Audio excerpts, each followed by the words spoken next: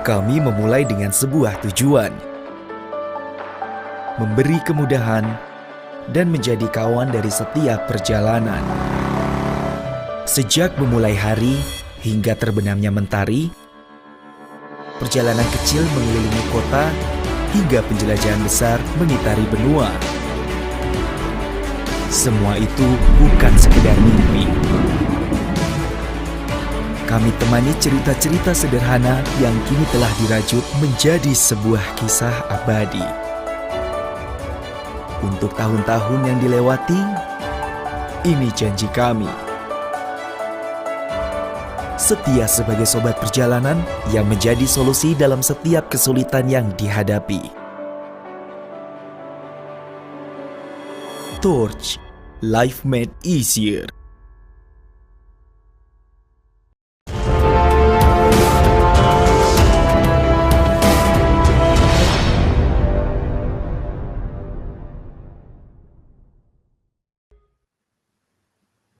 Yes, ini dia sesi yang ditunggu-tunggu banget malam hari ini. Selamat malam Om Ben Wirawan, apa kabar Om?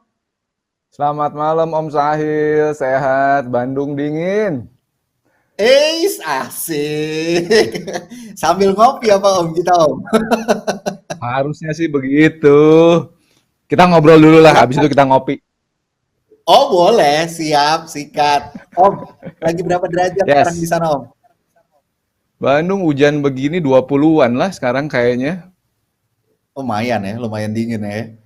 Berarti di Lumayan sana ya. dingin, lumayan dingin. Nah, biasanya jam 2 malam di sini bisa 18, 16 kalau lagi hujan. Gokil. Tapi yang paling penting adalah Om Ben malam hari ini sehat ya, karena kita lagi di masa pandemi ini. Yang paling penting itu adalah kita menjaga kesehatan. Ngelihat wajah Om Ben seger, kita juga jadi semangat, dan semoga Om Tante Pelapak semua malam hari ini juga merasakan aura yang sama gitu kayak yang dirasakan sama Om Ben ya. Amin, amin, amin, amin. Salam semua se-Indonesia. Salam tuh dari Om Ben. Om Ben ini adalah CEO dan juga founder dari Torch.id yang berasal dari Bandung. Nah Om, jadi kalau misalkan saya liatin di Instagramnya Om Ben, hobinya itu traveling. Terus juga Om Ben bikin podcast juga. Tapi kenapa malah bisnis bikin Torch.id Om? Kenapa nggak buka travel agent gitu, atau yang dicita-citakan sama anak-anak zaman sekarang untuk menjadi seorang YouTuber? Sekarang sih yang penting duit dulu. Apapun yang Benar. jadi duit sikat gitu kan. Lagian kalau traveling itu sebenarnya banyak kasih ide. Jadi kalau kita jalan-jalan keluar, kita banyak melihat hal yang orang-orang lain nggak kan. Orang lain nggak lihat, kita tahu, orang lain nggak tahu. Jadi inspirasi, dibisnisin jadi duit. Torch-nya sendiri sebenarnya seperti itu gitu. Karena gue suka jalan-jalan, banyak masalah sepanjang jalan, kepikiran, udah jadiin brand aja sekalian gitu ya. Ternyata begitu jadiin brand 6 tahun yang lalu, bener loh jadi duit. Iya dong. Jadi gitu. Kalau podcast itu karena gue emang seneng aja berbagi pengetahuan. Karena anak-anak sekarang kan milenial seneng banget. Banyak banget yang pengen jadi pengusaha. Gue ngerasain susahnya jadi pengusaha, gue pikir ya siang-siang cari duit, malam-malam podcast, nggak ada duitnya tuh podcast. Cari amal aja, cari amal. Katanya YouTube itu Yes. uangnya kenceng loh, Om. Tapi Om nggak merasakan itu, gitu. Ya, kalau nge-podcast gue kan masih nge-podcast istilahnya kan podcast spesifik gitu ya tentang ilmu entrepreneur gitu ya. Jadi belum diduitin, biarin aja deh orang pada dengerin dulu. Toh ujung-ujungnya juga orang dengerin gua, akhirnya kenal sama gua, jadi bisnis bareng, jadi duit juga. Benar. Gitu kan? Ini making connection ya, jadi ya melebarkan koneksi juga ya, Om ya. Yes. Oke. Semakin banyak kita, Om Tante, semakin percaya gitu Om Sahil. iya benar banget itu. Nah, Om Tante, malam hari ini kita akan mendengarkan langsung dari CEO dan juga founder dari Torch.id, ada Om Ben Wirawan. Beliau akan memberikan presentasinya malam hari ini, supaya kita ini tahu apa yang beliau jalanin, bagaimana seluk-beluknya, terus kesusahannya, dan segala macam sampai dengan sukses seperti sekarang. Om Ben, monggo, it's your time. Oke, thank you. Presentasinya.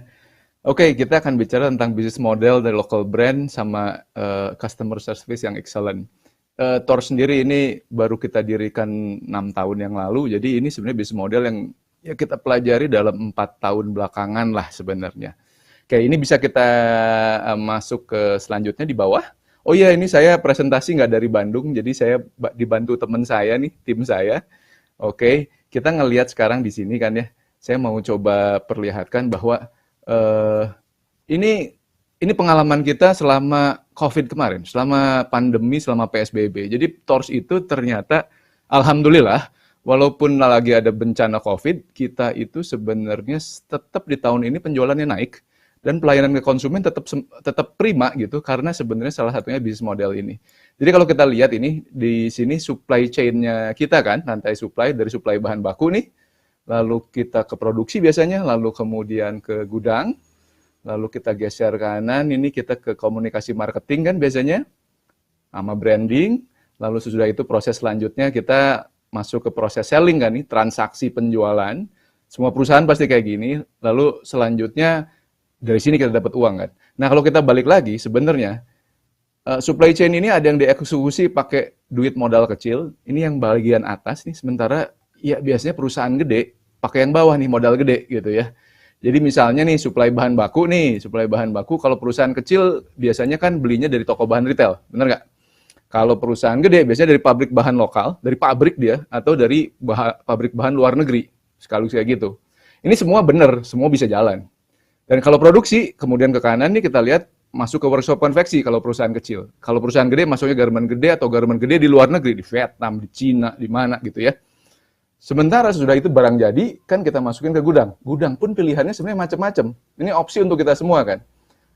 Mau gudang rumahan, kalau perusahaannya kecil, gudang ruko gitu ya, kalau udah bisa nyewa ruko, atau gudang fulfillment. Gudang fulfillment tuh gudang bareng-bareng, brandnya macam-macam. Tapi kita pakai jasa pihak ketiga gitu ya. Nah, atau kalau perusahaan gede, yang bawah tuh, gudang besar milik sendiri. Karena dia perusahaan gede. Biar efisien, dia pakai gudang sendiri.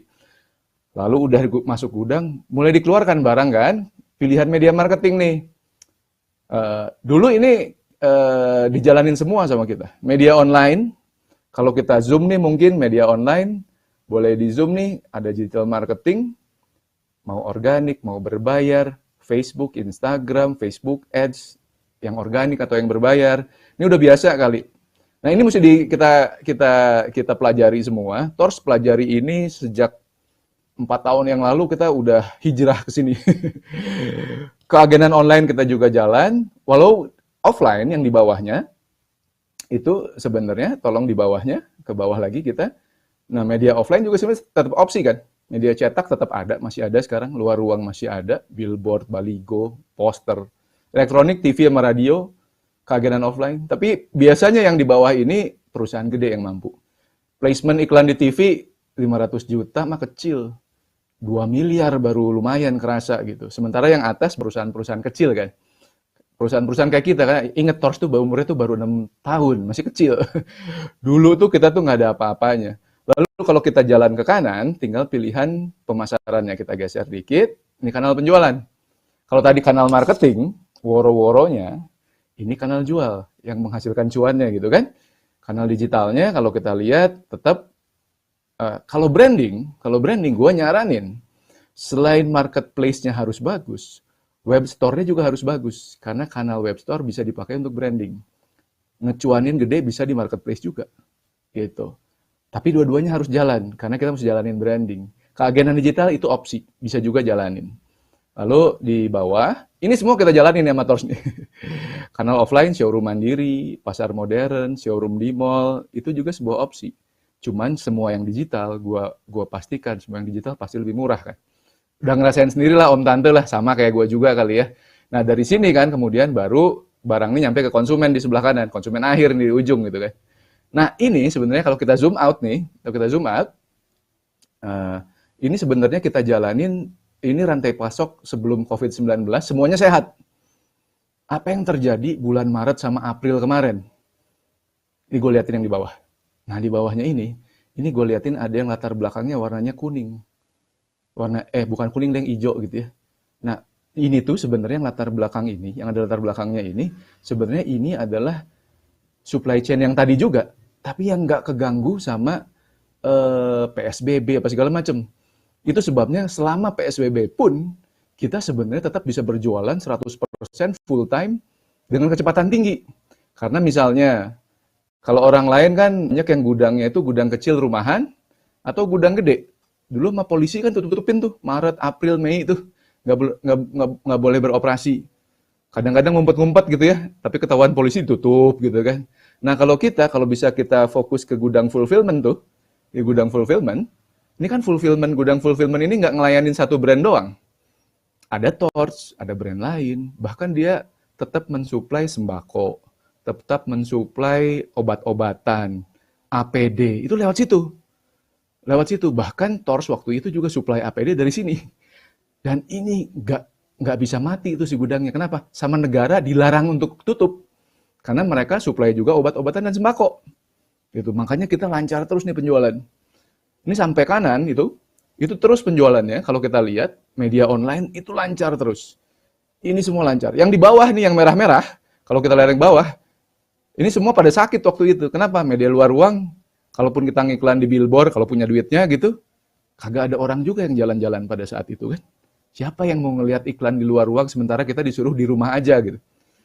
Ini yang kebetulan hijrah digitalnya Torch sejak 4 tahun yang lalu itu bawa berkah nih. Ternyata pilihan bisnis kita, kalau kita lihat lagi ke atas, boleh digeser ke atas dikit. Nah, kanal-kanal marketingnya tetap jalan, lalu kita geser ke kanan nih, kita lihat kanal salesnya, kanal penjualannya juga kan semuanya tetap jalan ini. Web store nggak tutup, marketplace nggak tutup, keagenan digital kita nggak tutup, sehingga bisa tetap supply ke konsumen di sebelah kanannya. Ini yang kita alamin, sehingga kita ngerasa bahwa, oh iya, berarti hijrah digital kita udah bener. Artinya, kita zoom out, kalau kita zoom out dikit, nih, kelihatan kan, kita zoom out, bahwa sebenarnya yang COVID-proof, yang relatif tidak terganggu COVID, itu sebenarnya yang bagian atas, yang digital. Yang UKM justru kuatnya di situ. Kalau yang bawah-bawah kan punya perusahaan-perusahaan gede gitu. Nah, kita bisa nyaingin perusahaan-perusahaan gede dengan masuk ke digital. Itu yang sebenarnya dilakukan oleh Torch. Jadi, kalau mau bocoran gitu ya, walaupun kita juga sempat panik tuh waktu Maret sama April, tapi sebenarnya setelah kita mengerti baca datanya di bulan Mei, Juni, Juli, kita bahkan bisa mencapai target tahunan di bulan Agustus sebelum Desember. Alhamdulillah. Nah, gue mau liatin juga bawahnya. Boleh, bro, kita ke bawah dikit. Ini ada sedikit yang mau gue ceritakan juga. Jadi, nah ini bisnis model yang dilakukan untuk Torch, oleh Torch. Ini kita mulai susun sejak 4 tahun yang lalu. Kita sempurnakan terus. Gimana caranya agar dalam proses brand startup kayak Torch itu punya ide, produksi barang, lalu kita kasihin ke konsumen kan nih, konsumernya nih ya. Di tengah jalan kita selalu pakai layanan pihak lain. Kita ngusahain apa yang kita nggak kuat, kasihin aja ke orang. Misalnya tadi gudang fulfillment. Kita dulu punya gudang sendiri sama, sebelahan sama kantor. Cuman begitu, lagi rame-ramenya penjualan, biasanya kantor berubah jadi gudang juga. Nah ini jadi masalah untuk kita gitu. Jadi kita mulai pakai pihak ketiga gitu. Nah ini kita nyebutnya flow of product dari brand ke consumer. Nanti konsumen dan semua transaksi penjualan kan memberi feedback berupa marketing data. Marketing data itu kayak apa? Warna merah berapa banyak yang jual?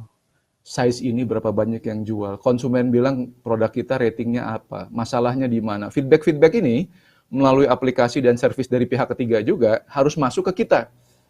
Ini harus lancar masuknya. Kan digital memperlancar ini nih. Masuk ke kita jadi feedback, sehingga kalau feedbacknya didengerin, penjualan kita selanjutnya makin bagus kan? Makin naik. Permasalahannya UKM dari zaman dulu adalah ketika penjualannya naik, modalnya nggak cukup. Biasanya itu.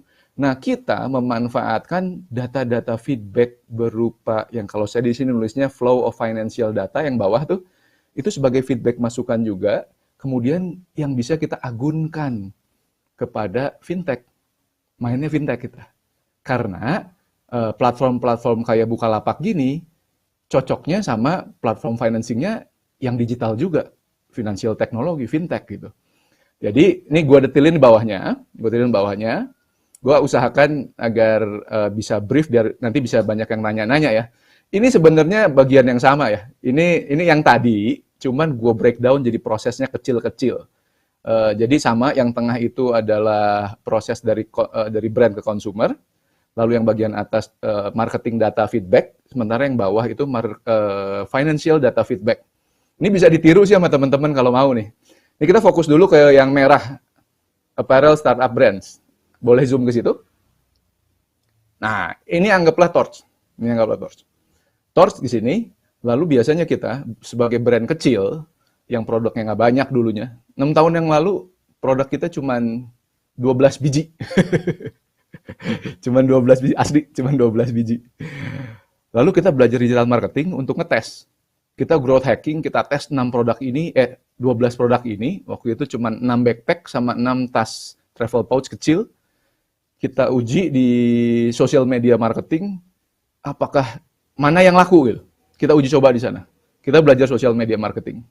Kita boost, nanti yang laku baru kita masukin budget paling gede. Yang nggak laku, ya kita ganti lah gitu ya. Feedbacknya kan gampang kalau digital, kalau yang seperti itu. Kebaca kan, dari rumah juga kebaca tuh di komputer kita gitu. Kenapa kita begini? Karena kita harus dapetin transaksi yang lebih baik, traksinya. Bisa ketemu konsumen yang tepat gitu loh. Karena produk tuh nggak ada yang salah sih. Yang salah tuh sering ketemu sama konsumennya gitu. Lalu datanya lebih akurat, pengukurannya lebih cepat. Penjualannya sama kita lakukan di web store, di marketplace. Ya kan ngukurnya enak. Nanti kalau udah banyak duit baru ke showroom. Jadi showroom belakangan, showroom mah mahal. Kita punya showroom setelah kita nabung gitu. Jadi dimulai di web store sama marketplace, dua hal ini. Traction, biasanya web store itu fungsinya banyak untuk branding, juga transaksi. Marketplace itu untuk transaksi dan expanding. Itu kurang lebih jurusnya kayak gitu. Showroom nanti untuk awareness kalau kita masuk daerah-daerah tertentu atau ya memberi trust ya. Showroom bagaimanapun masih memberi trust gitu. Lalu, nanti kita ke kanan. Nah, kita ke kanan nih, delivery, kita kasihnya ke gudang pihak ketiga. Makanya Torch tuh orangnya dikit. Pegawai kita dikit. Orang bilang seharusnya perusahaan segede kita, itu pegawainya udah 200-300. Kita bisa tekan jadi cuma 80 orang. Selebihnya pakai apa? Pakai pihak ketiga dan pakai sistem. Nah, kita punya gudang di Bandung sama Jakarta. Walaupun kita perusahaan di Bandung, kenapa ada gudang di Jakarta? Gudang di Jakarta juga fulfillment dari pihak ketiga gitu. Karena pembeli kan banyaknya di Jabodetabek, Bandung ya. Jadi biar agar pengiriman cepat, kita punya gudang di Jakarta yang dioperasikan oleh pihak ketiga. Bahkan sebenarnya kita udah mulai mencoba akhir tahun lalu, walaupun kepotong COVID, kita coba jualan di Amerika. Kita punya gudang di Kansas. Jadi kalau ada yang beli dikirimnya dari Kansas. Dari Kansas ke kota-kota lain di Amerika cuma sehari. Itu enak, lebih cepat gitu. Dan dioperasikan sama pihak lain, bukan sama kita. Kita kerjasama aja sama mereka gitu. Buat PT di Amerika tuh cuma 24 jam. Cepet banget.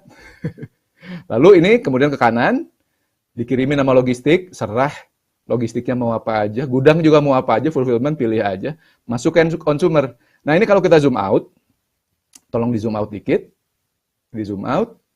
Nah kita lihat ke atas, bagian atas. Nah ini kan ada feedback nih, dari social media platform, di zoom dikit boleh? Nah dari POS-nya ada feedback, semua. Nah semua data-data ini kita tangkap di data warehouse.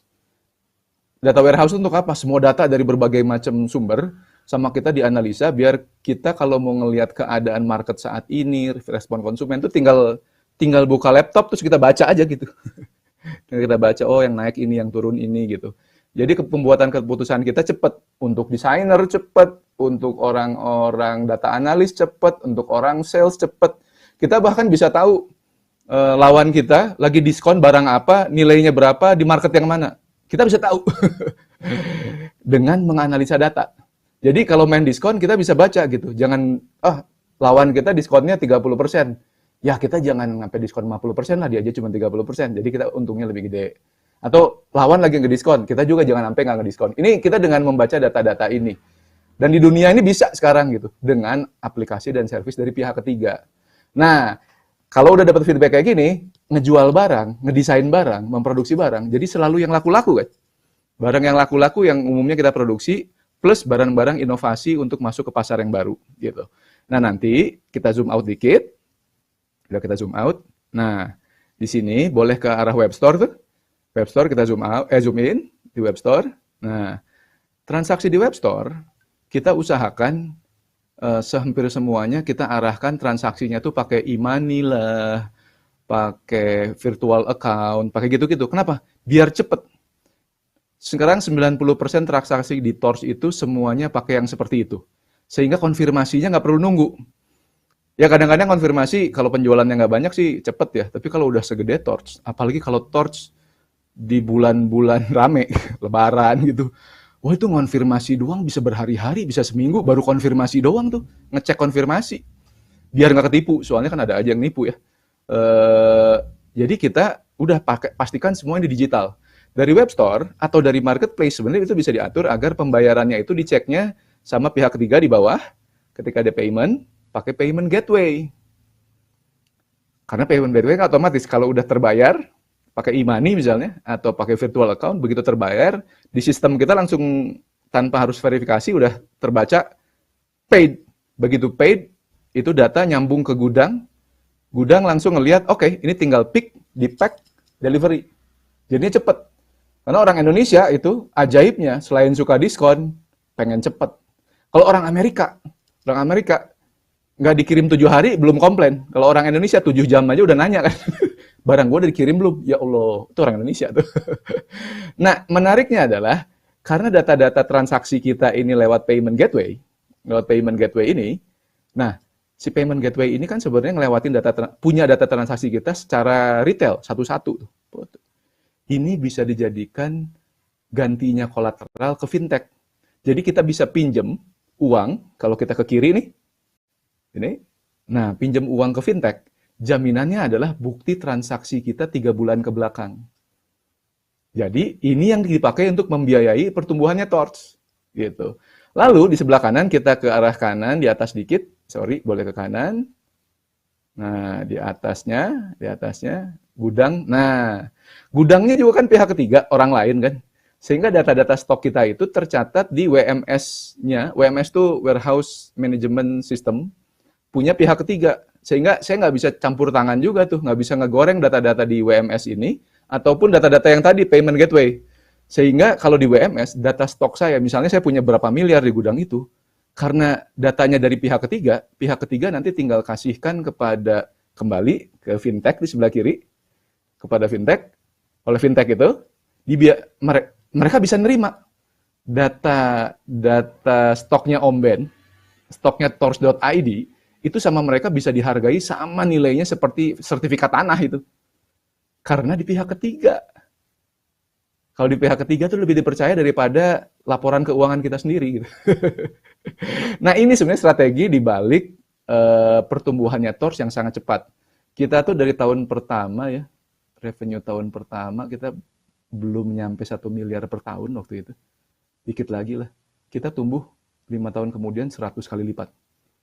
Karena tadi ini, si model ini gitu. Oke, mungkin gua ceritakan itu dulu. Nanti gua akan banyak cerita juga. Mungkin kalau banyak yang nanya tentang customer service, gua akan ceritakan juga. Gitu Om Sahil. Gua cukupkan segitu dulu deh presentasinya deh, biar lebih banyak ngobrolnya kita. Aduh, Om Ben. Kentang, masih pengen banyak. Kurang lebih itu udah jurus-jurusnya tuh. Gua kasih ke Bukalapak tuh, teman-teman di Bukalapak jurusnya kayak gitu. Tinggal belajar aja. Asli, Om. Tapi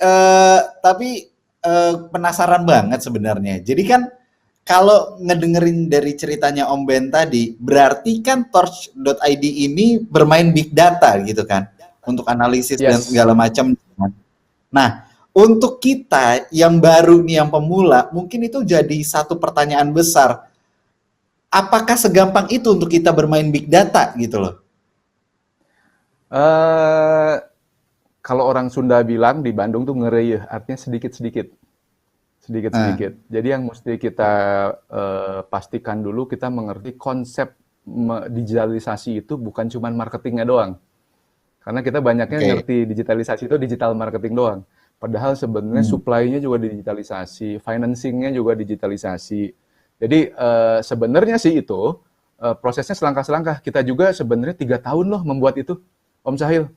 Jadi nggak langsung juga, nggak langsung juga. Gua akan share dengan senang hati di sini.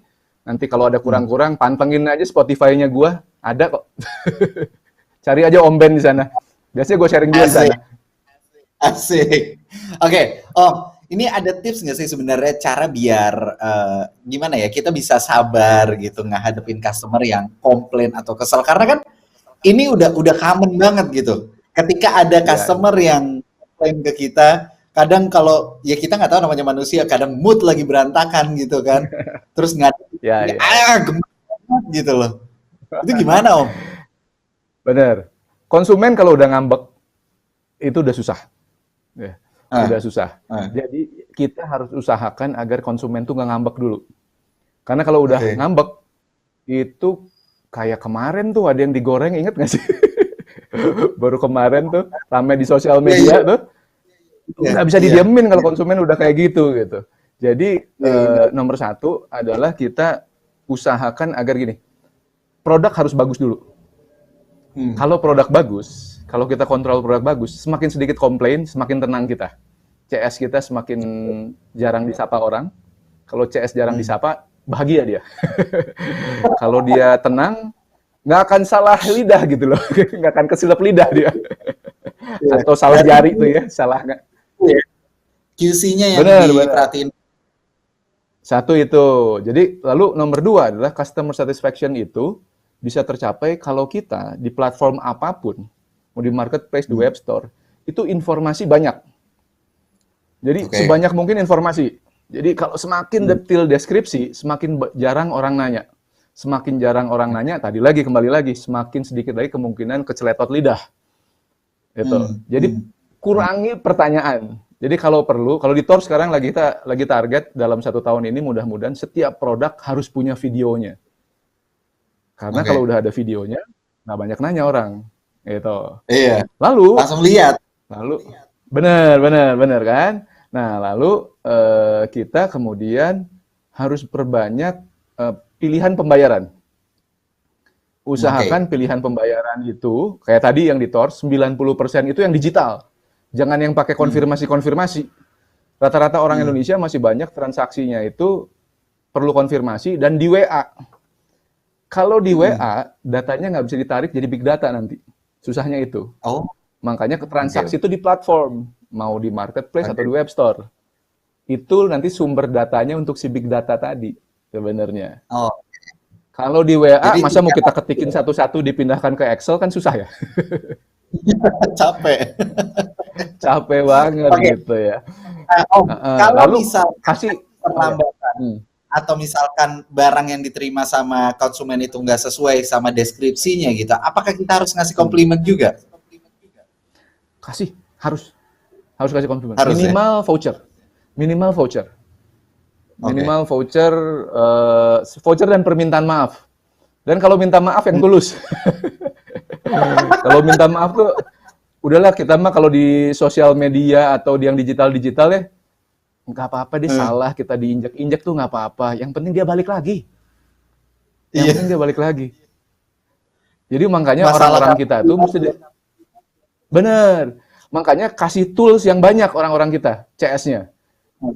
Kasih tools yang bagus-bagus, biar mereka ini kerjanya gampang, kembali mereka, walaupun udah kita kasih training, itu kan selalu kita kasih training, kasih SOP untuk jawab pertanyaan ini, jawabnya gini gitu ya, itu kan dibakukan gitu ya. Tapi yang namanya orang udah kecapean, ada konsumen berturut-turut komplain, ya namanya manusia angot juga kali ya gitu ya. Nah itu yang bahaya. Padahal kalau kita dalam kondisi bahagia, perusahaannya bahagia, sehingga CS-nya bahagia, gitu ya. Kalau perusahaannya kulturnya bahagia, CS-nya juga bahagia, konsumennya juga bahagia. Jadinya kita bisa dalam keadaan apapun senyum, gitu. Jadi emang kultur di perusahaan juga mesti ditumbuhin. Karena kalau kultur di Nah, perusahaannya ribet, riweuh gitu kalau kata orang Sunda gitu ya, itu nanti nah. ke konsumen kerasa loh. Iya benar. Wah, Bener. Om, ini keren banget obrolannya. Sedikit terakhir, sedikit aja Om. Mm. Kalau misalkan Ya. ada konsumen membeli barang kita dan dia mereview secara sukarela tanpa kita suruh, tapi ternyata Mm. reviewnya nggak sesuai sama ekspektasi kita, apa yang harus kita lakukan Om? Singkat aja. Kalau gua mau ngajarin. Torch lagi buat Torch Academy, sekolah Oke. untuk gratis itu. Pantengin aja di Instagramnya @torch.id. Kita mau Nah, ngajarin cara mereview produk, cara memotret produk, apa segala macam di sana gratis. Jadi daripada keren. dimarahin, kalau menurut gue mendingan diajarin. Gue lagi Ah, rekrut para content maker kita biayain. Nanti teman-teman reviewer belajar aja dari situ. Kasih tahu alatnya, oke. cara lighting gimana, cara motret angle-nya gimana yang bagus, kita ajarin. Ngomong-ngomong tadi, video Torch yang di depan itu Nah, 50% videonya yang di luar negeri, yang luar negeri bahkan 100% itu user generated content. Itu konsumen yang buat. oh Yang wow, tadi itu, nice. yang keren-keren itu 50% itu user yang buat, bukan kita. Jadi kalau kita berhasil Nah, membina konsumen, hasilnya kayak gitu loh, bro. oke. Om, boleh mampir-mampir Instagram aku Om Sahil Mulahela. Siapa tahu aku bisa Siap, diajarin sama Om. siap, Terima siap. kasih banyak Om Ben. Ngobrol-ngobrolnya seru banget ya. Tapi yang paling penting adalah bahwa kita tuh memang harus memuaskan konsumen. Gimana pun caranya, konsumen itu harus kita bikin supaya mereka nggak banyak bertanya dulu sama kita dengan cara apa? Quality controlnya. Perbaiki produknya, perbanyak deskripsinya, perbanyak keterangan-keterangannya supaya mereka sedikit bertanya, akhirnya mengurangi kesalahan lidah. Setelah itu baru kesinambungan akan terjadi gitu ya. Benar, benar, benar, benar, benar. Jangan lupa, kultur perusahaan harus menyenangkan, biar orangnya nggak Oh, panas. siap, siap, siap. Nah, itu dia Om Tante obrolan kita barengan sama Om Ben Wirawan selaku CEO dan juga founder dari Torch.id.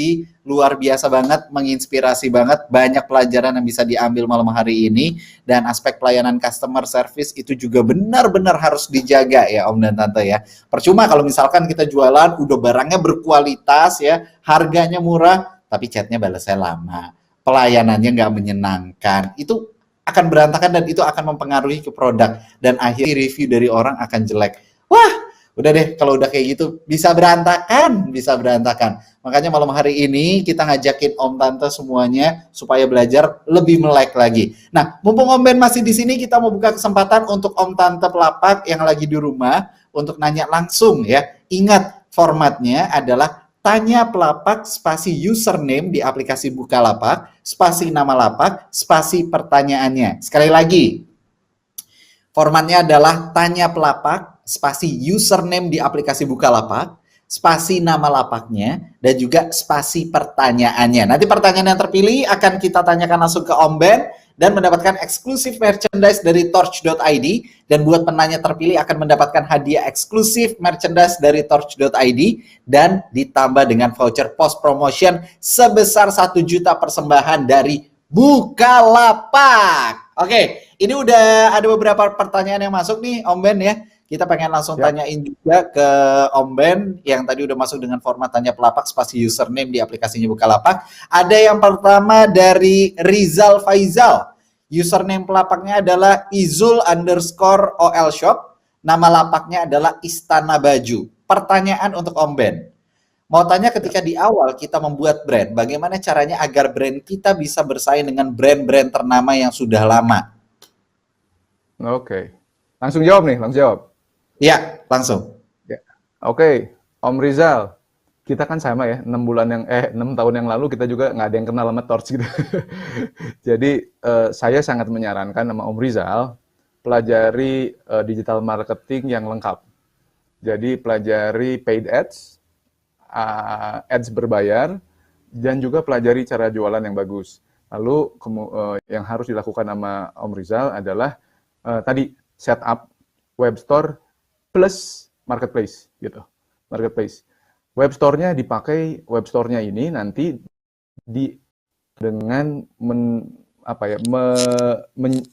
menggiring orang dari sosial media, apakah itu iklan-iklan berbayar atau tidak berbayar. Tapi yang penting adalah tadi itu, bahwa si produknya bagus dulu. Kalau produknya udah bagus, konsep komunikasinya dibuat dengan bagus juga, lalu kita buat ini jadi grand campaign, lalu diuji coba tuh. Kalau kita biasanya pakai A/B testing, produk mana yang laku, mana yang enggak tuh sama kita dites. Iklannya mana yang bagus, mana enggak. Jadi satu produk, kita buat berbagai macam iklan nih, lalu kita baca iklan yang mana yang berhasil menjual produk ini. Terus aja begitu. Kalau sudah seperti itu, biasanya pertumbuhannya akan bagus. Seimbangin penjualan di web store-nya itu sama di marketplace-nya, lalu investasiin lagi duit untuk digital marketing tadi itu.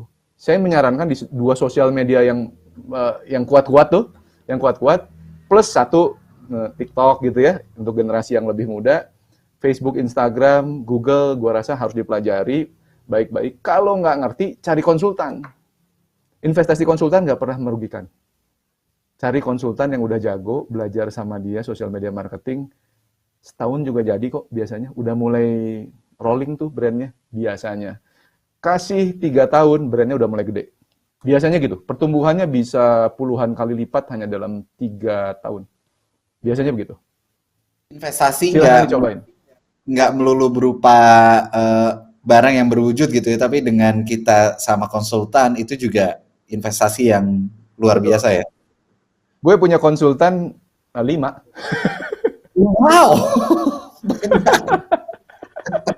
Gue dari gini, soalnya gini, Om Sahil, daripada gagal ngiklan bakar duit di sosial media, gede juga, dengan gue bayar konsultan, karena mereka udah pernah sukses gitu. Ini mindset tepat nih yang kayak begini nih. Nah, ini ada lagi penanya berikutnya nih, Om. Dari Ayu, nama username pelapaknya adalah Gizlays, nama lapaknya adalah B. Pertanyaannya bagus nih, Om. Kapan waktu yang tepat untuk rebranding, mengingat ini semacam keputusan besar untuk sebuah usaha ataupun produk? Kalau gue sih, kalau udah, saran gue, kalau udah pinter selling, udah langsung harus branding.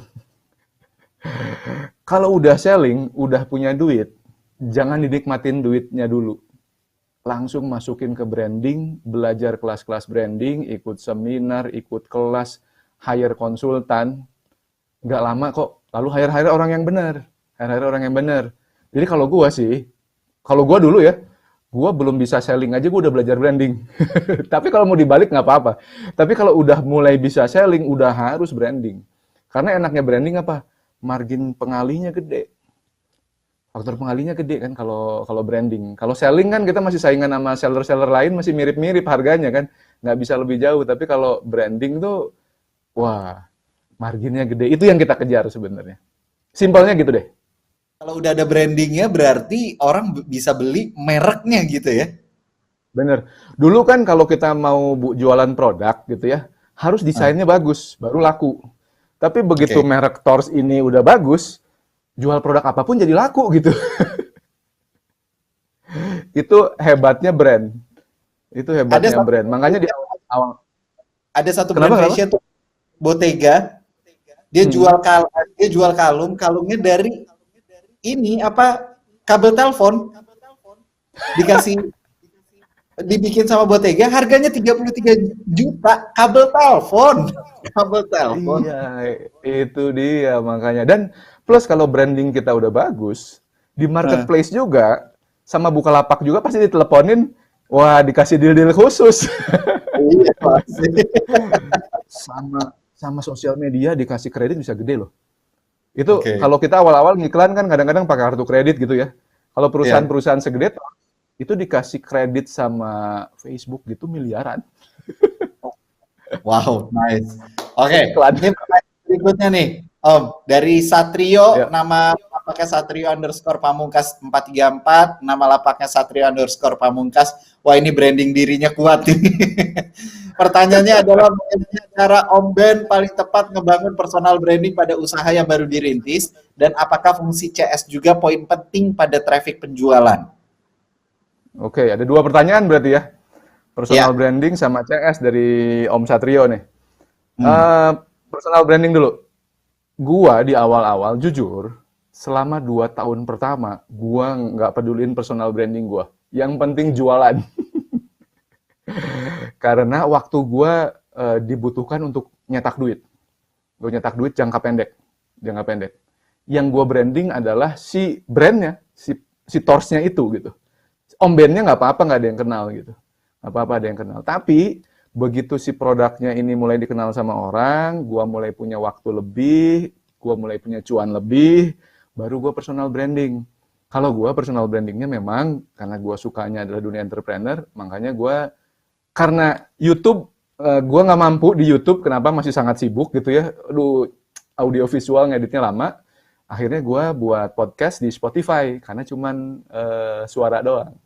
Cuman voice aja. Itu jadinya gampang. Jadi kalau gue saranin adalah jangan belum apa-apa di depan udah personal branding. Nggak. Ini harus kuat dulu. Base-nya tuh itu. Nah, yang kedua tadi CS ya, customer service. Itu mah udah harus aja. CS itu udah tadi udah menjadi mukanya kita, Cuman gini, sarannya gue, ini yang kami lakukan di Torch nih. Yang kami lakukan di Torch itu adalah semua proses-proses yang bisa dihandle pakai mesin atau pakai algoritma atau pakai aplikasi, misalnya transfer data gitu ya, ekspor impor apa, penjualan barang gitu, usahakan jangan nama orang, tapi sama sistem, sama apps. Cari apps lokal. Kita banyak pakai apps dari startup lokal Indonesia, kita pakai untuk membantu CS kita, sehingga CS hanya mengerjakan yang CS harus kerjakan aja. Dengan transaksi segede ini Tor sekarang, kita cuma punya 4 CS dan 4 CRM, Customer Relation Manager. 8 orang doang bisa dihandle. Selebihnya sistem. Gitu. Biar nggak banyak salah. Luar biasa. Om Ben, ini inspiratif banget apa yang disampaikan sama Om Ben. Semoga Om Tante Pelapak juga yang mendengarkan malam hari ini bisa mendapatkan ilmunya. Sama, kalau saya sih penasaran banget, malah saya pengen ikutan juga bagaimana cara nge-review. Karena emang kerjaan kita nge-review juga, jadi pengen tahu banget tuh seputar itu. Mungkin Om Tante Pelapak juga yang pengen ikutan bagaimana caranya bisa mereview tadi, nanti bisa hubungi Om Ben ya, langsung ya. Siap. Pantau aja dulu @torch.id, nanti informasinya ada di sana kok. Siap. Oke, kalau gitu selamat ini untuk pemilik akun atas nama Ayu dengan nama lapaknya B dan juga Mas Rizal Faizal dengan nama lapaknya Istana Baju. Kalian berdua mendapatkan eksklusif merchandise dari torch.id. Yeay! Satrio dengan nama lapak Satrio_Pamungkas. Kamu mendapatkan merchandise eksklusif dari torch.id dan juga voucher post promotion sebesar 1 juta dengan syarat dan ketentuan yang berlaku. Tepuk tangan dulu dong. Nice. Sekali lagi terima kasih juga buat Om Ben Wirawan, ya, CEO dan juga founder dari torch.id yang udah mau menyempatkan waktunya di malam hari ini dengan temanya kita adalah pelayanan pelanggan yang prima.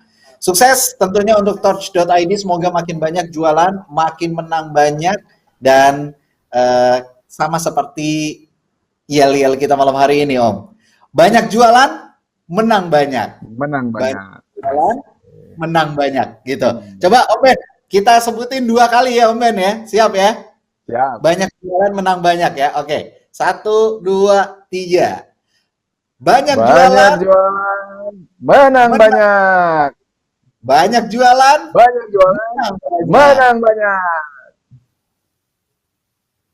Yeah.